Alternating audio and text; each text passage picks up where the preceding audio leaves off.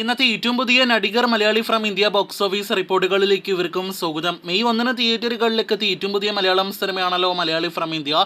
May 3 തിയേറ്ററുകളിലേക്ക് എത്തിയ സിനിമയാണല്ലോ നടികർ.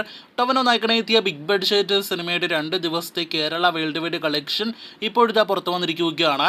ആദ്യമേ 2 ദിവസത്തെ നടികർ കേരള കളക്ഷനിലേക്ക് വരികയാണെങ്കിൽ ടൊവിനോ സിനിമ ആദ്യ ദിവസം കേരളത്തിൽ നേടിയെടുത്തതിന്റെ നേർപകുതി കളക്ഷനാണ് ഇന്നലെ 2ാം ദിവസം ശനിയാഴ്ച സിനിമ കേരളത്തിൽ നേടിയെടുത്തിരിക്കുന്നത്. ആദ്യ ദിവസം 1,44 ലക്ഷം കേരള ഗ്രോസ് നേടിയെടുത്ത സിനിമയുടെ 2ാം ദിവസത്തെ കേരള കളക്ഷൻ 1 കോടിയിൽ നിന്നും താഴേക്ക് പോയിരിക്കുകയാണ്.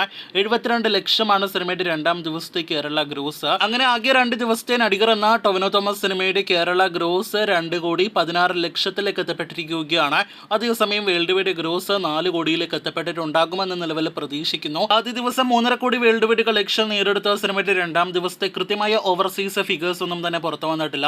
40 കോടി ബഡ്ജറ്റ് കണക്കാക്കുന്ന ടൊവിനോയുടെ നടികർ എന്ന സിനിമയ്ക്ക് ഒട്ടും മികച്ച തുടക്കമല്ല ബോക്സ് ഓഫീസിൽ നേടിയെടുക്കാൻ കഴിഞ്ഞിട്ടുള്ളത്. ഇന്ന് ഞായറാഴ്ചത്തെ കളക്ഷൻ സിനിമയ്ക്ക് ഏറെ നിർണായകമാണ്. കാത്തിരിക്കൂ ഇന്നത്തെ ഉൾപ്പെട്ടുള്ള സിനിമയുടെ ബോക്സ് ഓഫീസ് റിപ്പോർട്ടുകൾ കേട്ട്. ഇനി നിവിൻ പോളി നായകനെത്തിയ മലയാളി ഫ്രം ഇന്ത്യ എന്ന സിനിമയിലേക്ക് വരികയാണെങ്കിൽ ചിത്രം കൃത്യം 4 ദിവസങ്ങൾ തിയേറ്ററുകളിൽ പിന്നിട്ടിരിക്കുകയാണ്. 4ാം ദിവസമായി ഇന്നലെ പ്രതീക്ഷിച്ച പോലെ തന്നെ സിനിമയ്ക്ക് 1 കോടിയിൽ താഴെയാണ് ശനിയാഴ്ച കേരള കളക്ഷൻ.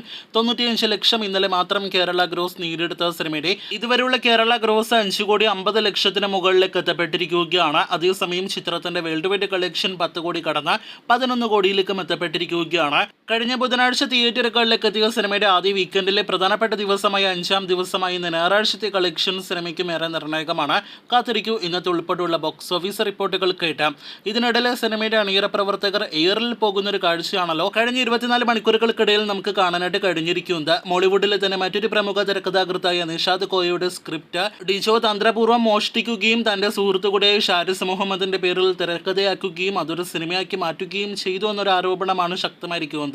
2 ഭാഗത്തുള്ളവരുടെയും അഭിമുഖങ്ങളെല്ലാം തന്നെ കാണുമ്പോൾ നമുക്ക് മനസ്സിലാക്കാനായിട്ട് കഴിഞ്ഞിരിക്കുന്നത് ഡിജോ ചെയ്തിരിക്കുന്നത് വലിയ തെറ്റാണ് എന്ന് തന്നെയാണ്. പൊതുവെ നല്ല ഒരു ഇമേജ് ഉണ്ടായിരുന്ന സംവിധായകൻ കൂടിയായിരുന്നു ഡിജോ. എന്തായാലും ഈ ഒരു പ്രശ്നത്തോടെ വലിയ രീതിയിൽ ഹെയ്റ്റ് എല്ലാം തന്നെ അദ്ദേഹം നേടിയെടുക്കുകയും പൊങ്കാലയെല്ലാം തന്നെ അദ്ദേഹത്തിന്റെ ഫേസ്ബുക്ക് അവസാനത്തെ പോസ്റ്റിന് താഴെ നേടിയെടുക്കുകയും ചെയ്യുന്ന ഒരു കാഴ്ചയാണ് നാം കണ്ടുകൊണ്ടിരിക്കുന്നത്. ഇക്കാര്യത്തിൽ ഡിജോ ലിസ്റ്റിന് ഉൾപ്പെടെയുള്ള കൂട്ടറിൽ നിന്നും ഒരു വിശദീകരണം വരുന്നത് വരെ ഇരുവരും പ്രതിക്കൂട്ടിലായിരിക്കുമെന്ന കാര്യത്തിൽ സംശയം വേണ്ട.